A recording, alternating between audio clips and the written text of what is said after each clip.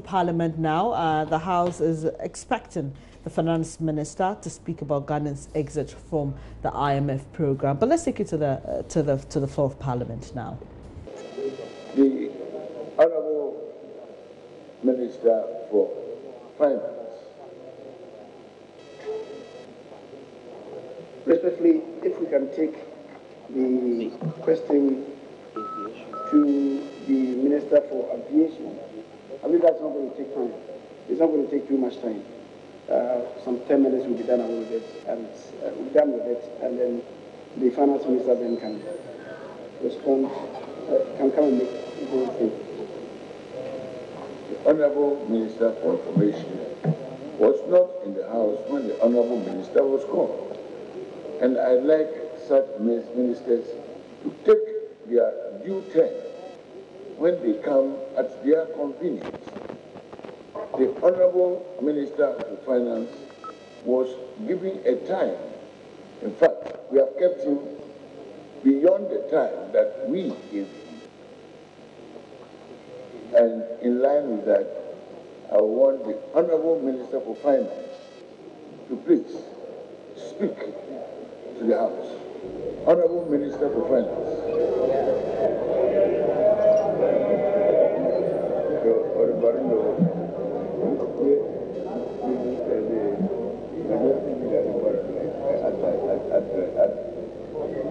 Honourable Minister for Finance, your turn.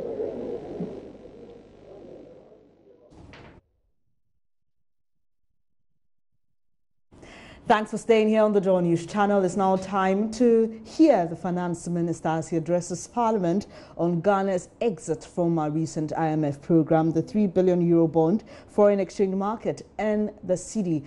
Parliament has just been discussing the issues of motorbikes in the country and how it influences crime rates. But now we'll take you live to Parliament. Finance Minister Ken Ofori-Atta is going to speak on why and how Ghana got to the IMF and how we plan to stay out and move up beyond aid. Has been a remarkable month. But let me first congratulate the House for passing of the RTI bill, which will bring more transparency to governance and strengthen our democracy. Thank you very much. I wish to therefore also express my sincere gratitude for the opportunity to address the House on some key recent events that have occurred as we bring the first quarter of 2019 to a close. First, the formal completion of our extended credit facility program of the IMF. Secondly, the historic €3 billion Eurobond issuance. Thirdly, the recent developments on the foreign exchange market and the cedi, and this week's visit of the World Bank Vice President for Africa. Mr. Speaker, see, I am doing a new thing. Now it springs up. Do you not perceive it? I am making a way in the wilderness. From our holy book of Isaiah. We just want, as a nation, to thank God for what He's doing. Mr. Speaker, you recall that in Section 12 of the 2019 Budget Statement and Economic Policy, I stated that we were on course to completing the extended credit facility with the International Monetary Fund. Well, Mr. Speaker, I'm glad to announce that it is now a mission accomplished. Mr. Speaker, Ghanaians who have been the victims of poor economic decisions of the past know all too well that the healing process has not been easy. It has been of the past, it has been austere, it has been tough, it has been restraining, but it was necessary. It was necessary because what had been broken had to be fixed by the Akufo-Addo government. In August 2014, the Mahama government was compelled by the outcome of its homegrown policies and economic management to turn to the IMF for a bailout. The market, indeed the business community, had lost confidence in the capacity of the government to steer the economy with the requisite competence, care, and discipline back on track. Mr. Speaker, permit me to quote what the Financial Times wrote on August 3, 2014, in a report with the headline, "Ghana seeks IMF help after currency falls 40%.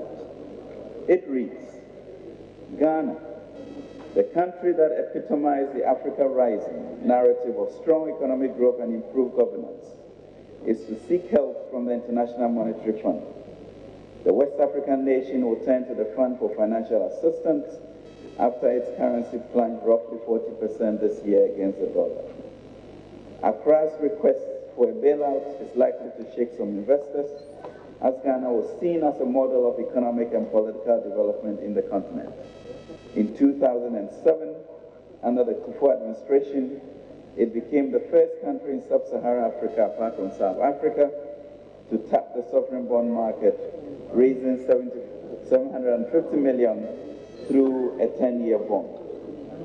The FT report of 2014, Mr. Speaker, reminds us further of how dire the situation was. Ghana has this year repeatedly postponed a return to the bond market, but Mr. Tegbe said the country still planned a $1 billion 10-year bond. He was quoted as saying that the capital market will find our bond attractive once Ghana entered the IMF program.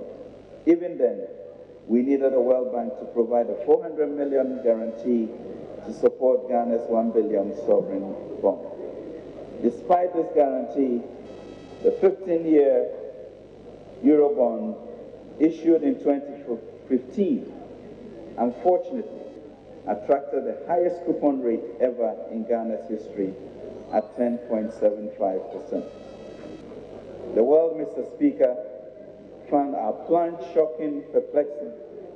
This was because by 2011, Ghana had begun producing oil in commercial quantities. Hopes of a better Ghana were high.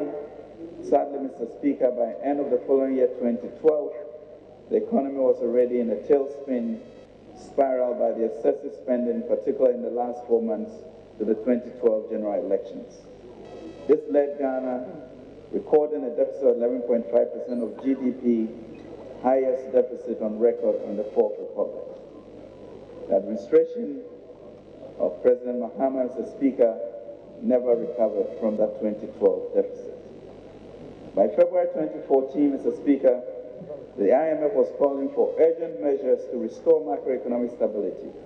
By the end of that year, Ghana's economy was characterized by rising interest rates to around 26% on short-term domestic debt, 91-day treasury bills, high policy interest rate of up to 21%, high year-on-year inflation of 17%, a CD versus dollar depreciation of over 31%, low net international reserves of 1.8 months import cover, mounting arrears, large capital outflows, and doomsday continue to have devastating impact on the social and economic lives of Ghanaians. Simply put, Mr. Speaker, the economy under the Mahama administration was in severe crisis. It is important to give this background, Mr. Speaker, in order.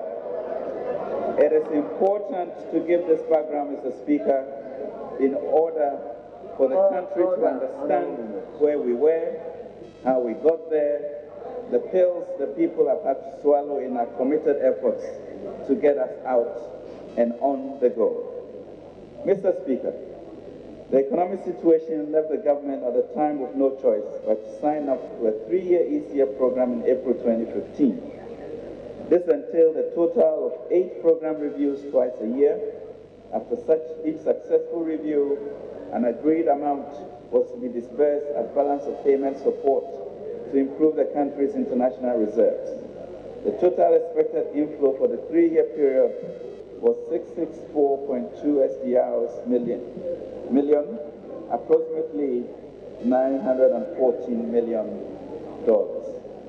Mr. Speaker, the program primarily aimed to ensure prudent fiscal consolidation and debt sustainability, structurally reform to strengthen public finances and instill fiscal discipline, restore effective inflation targeting framework to help bring inflation back into single-digit territory, and preserve financial sector stability. When the President Akufo-Addo administration took over the management of the economy, it was confronted with a very difficult choice: continue with a derailed IMF ECF program or completely abandon it due to the steep fiscal consolidation path that we needed to take.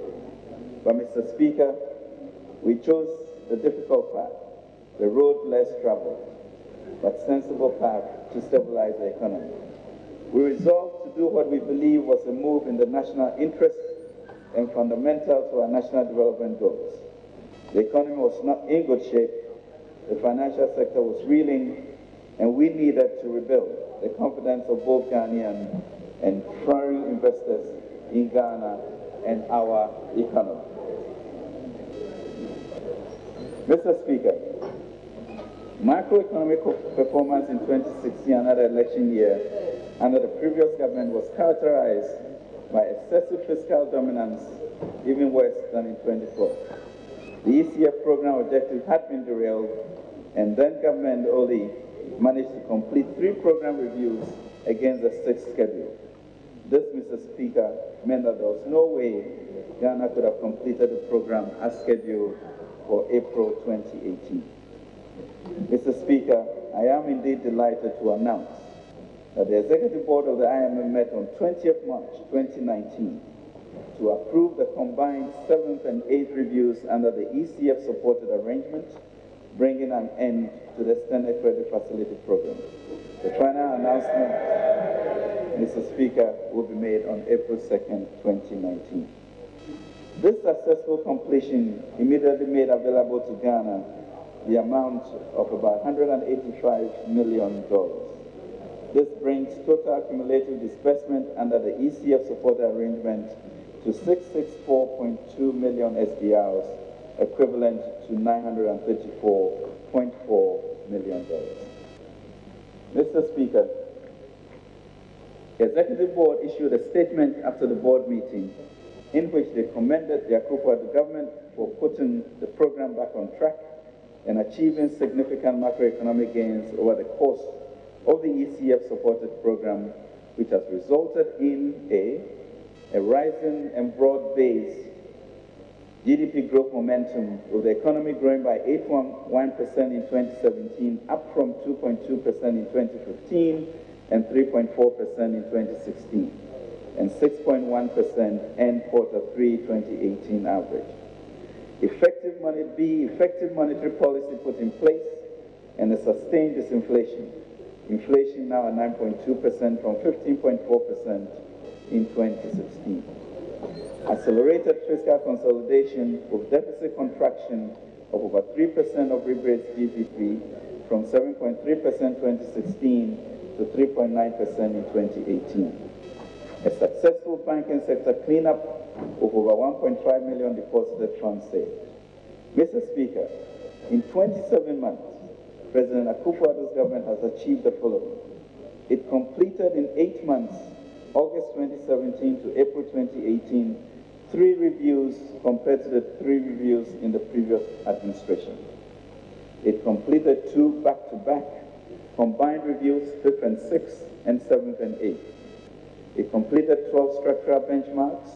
All our performance criteria were met. 7 prior actions met to conclude the program. The government successfully worked with 3 mission chiefs and 2 resident representatives of the IMF and restored macroeconomic stability.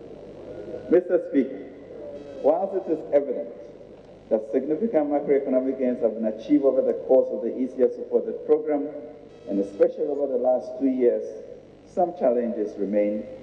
To ensure irreversibility, there is the need to maintain fiscal discipline and avoid off-budget expenditure and fiscal dominance, enhance public debt management, continue the prudent monetary policy to guard against upside risk inflation, enhance the financial system's soundness and resilience, and to implement an aggressive revenue mobilization regime.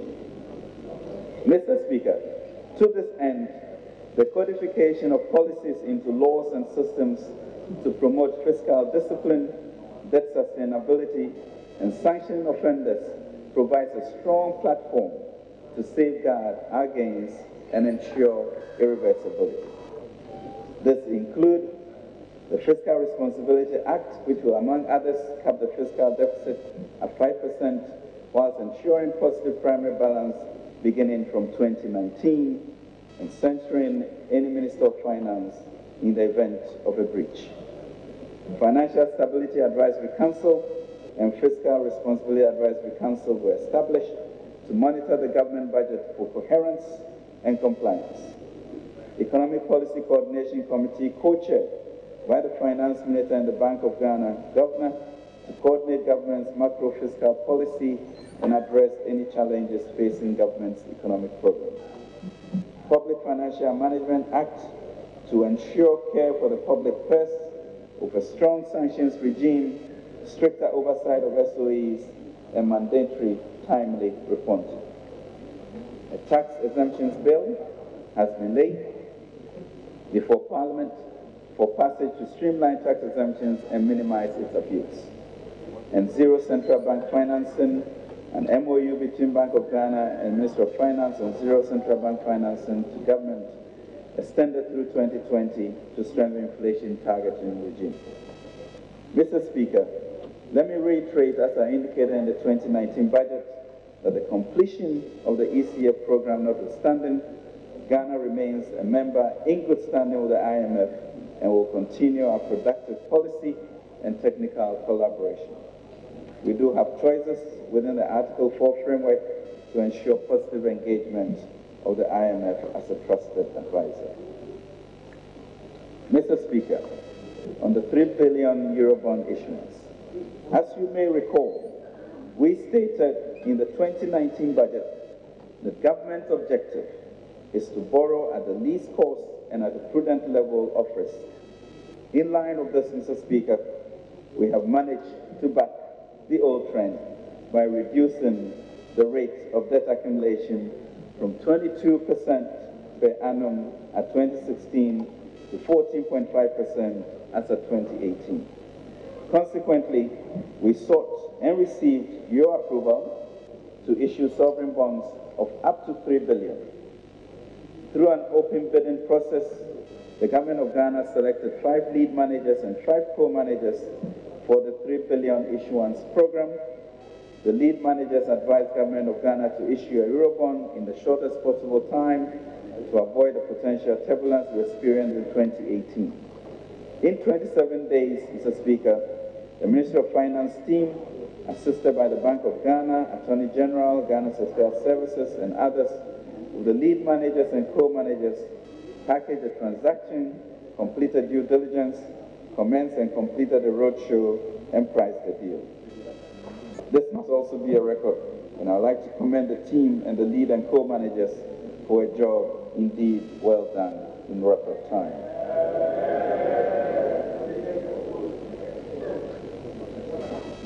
Mr. Speaker, we embarked on a 3-day roadshow in New York, Boston, and London on Tuesday, 19th March. Ghana priced a US $3 billion tri-tranche bond with a weighted average of 7, 12, and 31 years. It is the first time Ghana has done a 3-tranche issuance. The team met with over 130 fixed income investors face-to-face and via conference calls. The deal generated strong interest with peak orders, Mr. Speaker, in excess of US $21 billion, representing an oversubscription of 7 times. Our final order book closed at $17.2 billion, which was the highest order book achieved in sub-Saharan Africa. The next largest sub-Saharan order book was Kenya's $14 billion last year.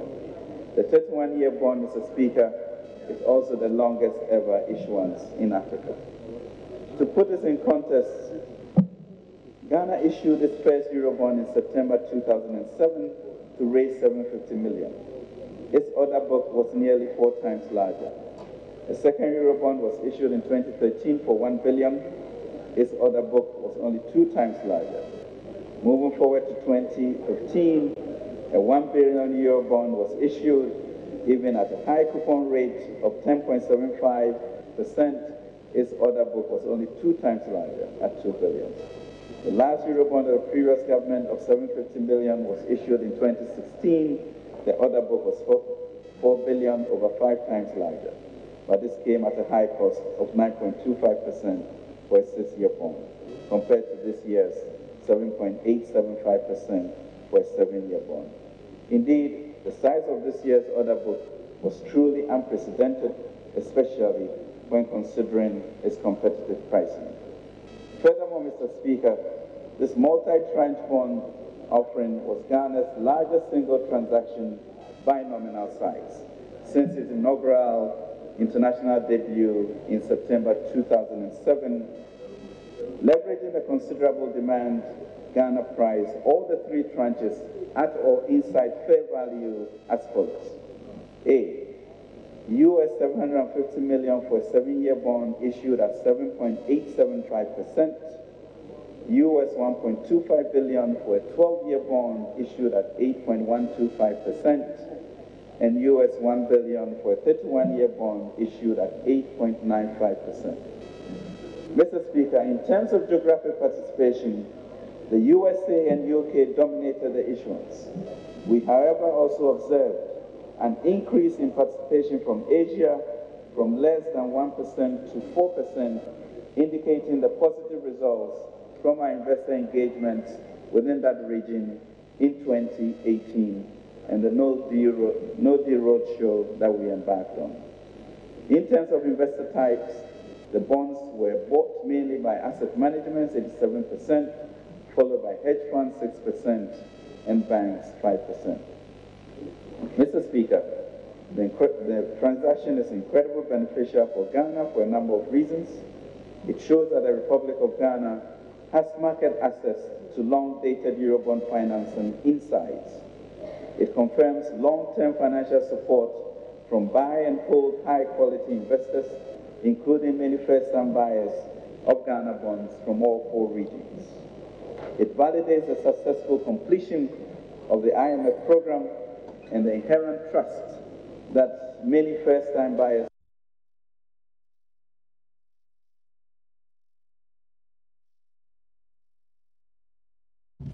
Too bad we lost the feed there. We will be working the lines to take you back to Parliament. But the Finance Minister has basically been updating the House on the Eurobond issued. And he's been given details of his appearance in Parliament when he delivered the budget statement for this year. And also details on how the country went about the $3 billion bond issue, the fact that it's the first time Ghana has done a 3-tranche issuance, and also spoke about the reducing rate of debt accumulation. And he said that it is government's priority to borrow at the least cost, and also they were looking out for prudent offers. Joint business editor Northern Akwahiford is still here with me, and we've been listening to the Finance Minister. And I'm sure, like you, almost everybody is waiting to hear what he's got to say about the cedi, because that, in a way, directly affects people, affects you, affects your businesses. So we'll work the lines quickly and take you back to Parliament. But Northern, we've just heard the Finance Minister, and he spoke about the fact that for him, government effective policies have stabilized inflation rates in the country. Obviously, yes. When it comes to inflation, we've seen it hover around that 9% for some time now. And that is good for an economy like ours. And so, I mean, it's something that you would want to say it's good. Single-digit inflation. After all, what is the target that the central bank and the government itself has set for themselves? It is the 8 plus or minus 2% that they are supposed to be having, and that is what they are looking to have. And so it's something that it's all good for an economy like this. You have this. And that is why some people have issues with, okay, you know what, if you have such an inflation rate, why should we see your currency, go the way it's been going? It's important that we are able to deal with the currency itself. So we are waiting to see, what the finance minister, or to hear what the finance minister has to say with regards to that. And he reiterated the point you made prior to us going to Parliament, that, well, even though we've completed the ECF, we remain a member of the IMF in good standing. Why do you think it's important for him to, for that point to be stressed? I think that many people think that when you make the point of we are exiting an IMF program, they think it is, you're not going back to the IMF again. It's a community of nations. It's like being a member of the AU or being in the Eurozone. So we are not doing what one of my good friends would say, gazette, where we are looking at exiting, like the Brexit that is happening. Okay. We are among the IMF, and don't forget that as a nation, if you have issues, why not? That is what you ought to, is the IMF that you go to help you, especially when it comes to the dollar, the deficits that you begin to have when you don't have the hard currency, the dollars. That is where you fall on. And we are all part of these nations. We are all, enjoined by the Article 4 of the IMF to be prudent in our expenditure, both local and international or domestic levels. And so it's one important thing that he needs to make it clear and let people understand that we are still a member of the IMF. The IMF still will come and check our books and ensure that we are doing the right thing, but then we've only exited a program. Yeah, that should be made clear. We exited a program and not the IMF itself. And hopefully we'll be able to take you back to Parliament, even as we hear from the finance minister on our exit from the IMF program that the former government brought or introduced, and then would also hear him. In fact, just before we lost the feed, he was talking about that $3 billion Eurobond issuance, and he's expected to also speak about the foreign exchange market and the CD,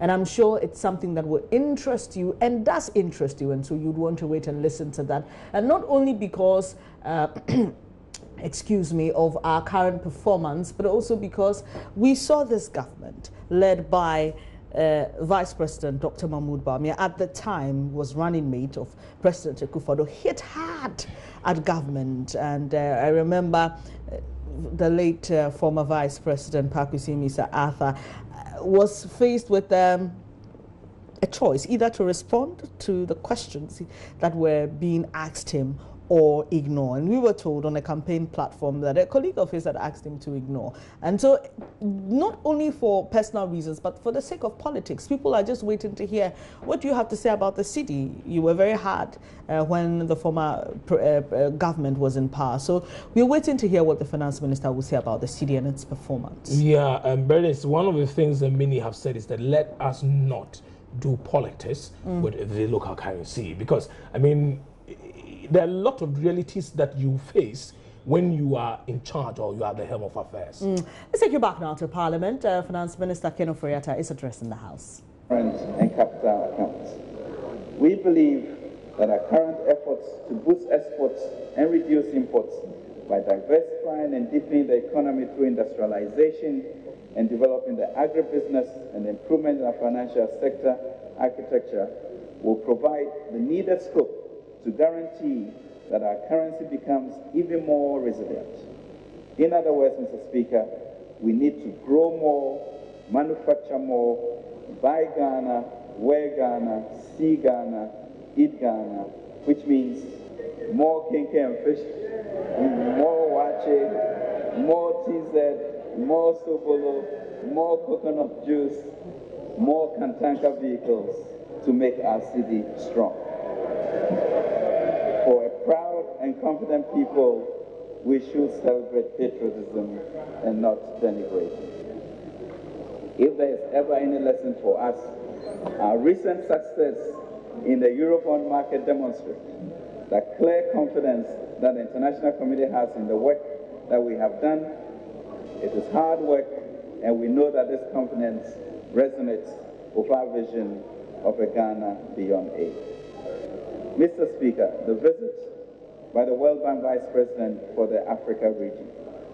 Mr. Speaker, as a sign of the continued confidence the international community has in our country, the World Bank Vice President for Africa, Dr. Hafez Ghanem, visited Ghana between the 24th to the 27th of March 2019. The objective of the visit was to discuss with the government and other stakeholders the World Bank's Assistance Program for Ghana and explore areas of future collaboration that are more transformative and supportive of the countries of Ghana beyond aid vision. The discussion centered on efforts to mobilize funds for sustainable economic transformation towards achievement of a Ghana beyond aid and of the SDGs. Specifically, areas of discussion included how Ghana can take advantage of the digital economy, building our human capital, and support for industrialization through access to downstream energy capacity. Mr. Speaker, thankfully, the World Bank Vice President indicated the bank's interest in supporting Ghana in all three areas. Specifically, on the digital economy, the bank will be interested in supporting Ghana on infrastructure and connectivity, regulations, and digital platforms to support areas such as e-government, revenue mobilization, education, and fintech. On building human capital, the World Bank support could be for a free senior high school program, quality improvements, and interventions to improve education of girls by providing incentive to parents to encourage them to keep their daughters in school rather than marry them off at such young ages. And in doing so, also reduce the incidence of stunting of children since educated mothers are more knowledgeable about nutrition. On industrialization, Dr. Ghanem indicated the bank's willingness to help Ghana take advantage of this current and protected excess supply of power and gas by developing industries that are intensive in the use of these energy resources. Furthermore, the bank will be willing to assist Ghana to export some of its excess energy to other countries in West Africa. The bank has also indicated its willingness to increase our window by some $2 billion or so, including increase in the budget support envelope. Mr. Speaker, as I indicated during the 2019 budget statement, we recognize that while current resources are insufficient to meet every need and every demand of every Ghanaian, there are no limitations on our collective potential.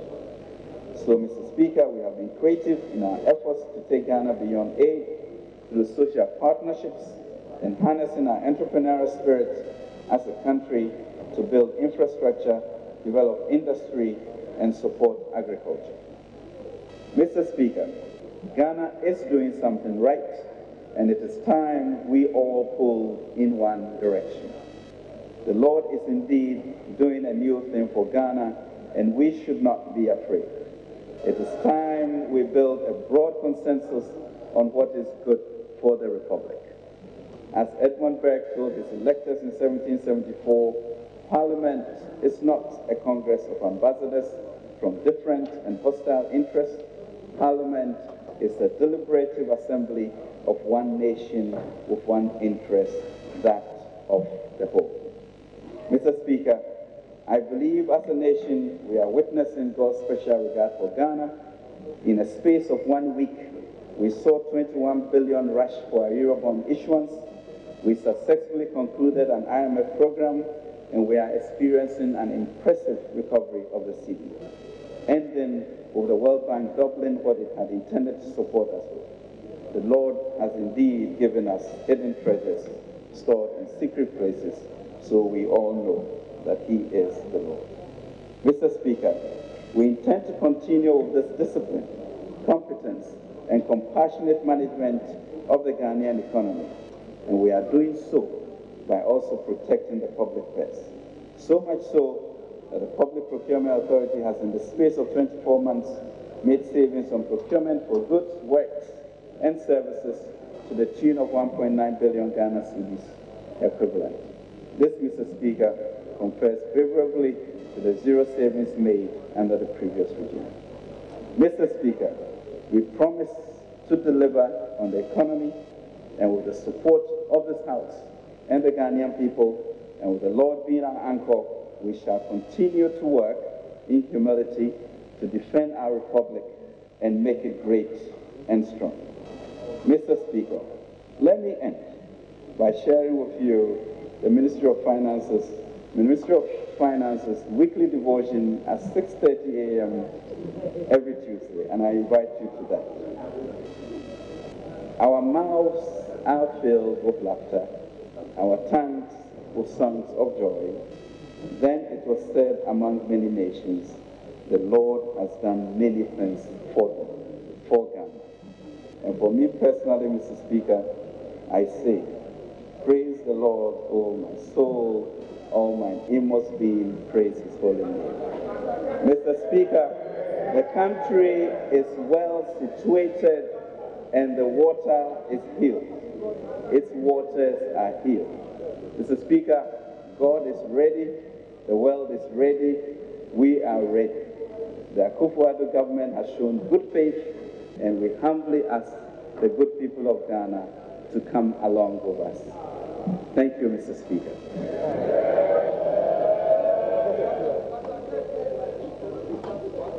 Thank you very much, Honorable Minister for Finance. We shall have 3 contributions from each side. The first speakers will speak for 5 minutes each, and the leaders will conclude for 10 minutes. Honorable Fifi, please. Yeah, thank you very much, Mr. Speaker. I wish to make a few comments on the statement that has been delivered by the Honorable Minister for Finance. Mr. Speaker, let me begin by acknowledging that it is important for us as a country to work to be more in control of our economy and be able to take decisions that will inure to the good of our people. So to the extent that as a government, whether the NDC or the NPP, we work towards that particular agenda, is commendable on both sides. But it's important to clarify a few things that came up in the statement. And some of them, I think, were clearly not accurate. In rendering the statement, the Honorable Minister of Finance, first and foremost, sought to create the impression that the main reason why this country went into the IMF program in 2015 was because of some measly $930 million that he called dividends. I'll be surprised if the Minister of Finance truly does believe that it's because of some paltry $930 million that this country actually went into an IMF program. I mean, I can understand if this is coming from a food soldier, however, but for it to come from the Minister of Finance is absolutely unacceptable. Absolutely unacceptable. Because everybody does know that over the period 2015 and 2016, even the amount of investment that has been done in this country, investment, for example, that brought Doomsor to an end, it's way past $930 million. The investment that went into the road sector, investment that went into the educational sector, investment that went into our port and harbors, our airport and various. You don't consider this $930 million measly money to be the reason why Ghana will do that. So obviously, Mr. Minister, you actually misled the House. Ghana did not go for IMF because of a bailout. That's the first thing. The second one, Mr. Speaker, is to clarify also that this whole obsession that anytime a country goes to the IMF, it means the economy has been mismanaged. You see,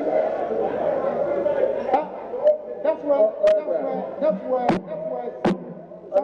some illumination needs to be obtained. Let me give you a typical example. In the year 2008, the NPP government had finished the IMF program, I think by 2006. 2007 and 2008 were 2 years that were post-IMF. And Mr. Speaker, let me tell you the reality. In the year 2008, the NPP government had a plan to have a budget deficit of 4% and ended up having a budget deficit of about 15%. Missed the budget deficit by 11%. 4% was the target at the beginning of 2008. At the end of 2008, the budget deficit stood at 15%. That was missing it by 11%, the highest in the history of this country. And I heard you actually say that the highest deficit in our history was 2012, when the deficit was about 11.5, 11.8. No. The highest deficit in our history was in 2008, when you had a target of 4% and ended up having 15%. That was the highest in our history. And that is historical. The budget of the year 2009 bears witness to that. The budget of 2010 bears witness to that, before rebasing was subsequently done. So those facts must not be taken. Now, let's talk a little bit even about the whole pretense that merely because we are moving out of IMF, it shows, for example, that there is what you call some economic messiahship along that. We've gone out to the IMF before. In 2007, when we completed the IMF program, by the end of 2008, what did we see? Inflation ended up at 18%, much higher than the 15.4% trending down that you inherited, that you actually today call a mess. If you call 15.4, which is coming down a mess, what about 18% going up to 21%? That we mess. What shall we call it? Super mess, led by your government.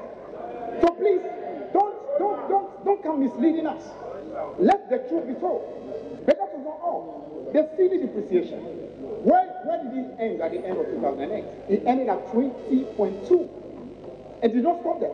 As a result of the massive, what you call, the crisis that you left behind, the first 5 months of 2009 saw depreciation going up by an additional 18% before the NDC government brought it down. So the fact that there is an exit out of IMF doesn't mean that we are out of the way, because your history shows that you have gone out of IMF before, but the mess you left in 2 short years after that completion was absolutely terrible. The most abysmal economic performance in our history. So please, don't come trying to let Ghana feel that just because we are exiting today, it means that everything is well. No. You have had a history of messing it big time after exiting, and that possibility still remains. Mr. Minister, let's go into a few more things. You actually created also the impression that somehow within this short 2 years, you've really been able to attain such a great economic. But that really is not the case. It's not the case at all. Let me give you a typical example. 2016, which is supposed to have been the crisis year as far as you are concerned. As far as you are concerned, was a terrible year that you inherited. Capital expenditure as a percentage of GDP stood at 4.5%. 2 years of your miracle, your capital expenditure as a percent of GDP when it closed last year was actually less than 2%. Less than 2%. Over the period that you call economic mess, the kind of massive infrastructure investment that happened in this country with the loan that we obtained was there for everybody to see. 2 years, what have you done? You've got almost half of the total debt of Ghana from 2021 to 2017, and you have very little to show for it. So, Mr. Speaker, it's important for things to be put in perspective. We as a country want to have a good way forward. It's important to stop exaggerating your powers and accept that there are difficult ways ahead. Thank you very much, Mr. Speaker. Honorable Dr. Esibe Yeboah, you have 5 minutes. You just heard a member of the minority side, an MP for Ketu South, Fifi Kwete there, trying to correct Finance Minister Ken Ofori-Atta with his submission. He spoke about really clarifying why they went to the IMF, and also he claims that the minister has been misleading the House, and so he brought in some statistics and facts to back his claim. Well, that'll be it for now. I thank you, Novan Akwa-Hayford. He's been here with us even as we looked forward to the minister's submission or address in Parliament, and also discussing exactly what we heard the minister say. There'll be more analysis on what just went or what just happened in Parliament in subsequent bulletins and also in our news analysis shows there. But for now, that will be all by way of Finance Minister Ken Ofori-Attah's address to Parliament. We'll be back with news today. Do stay.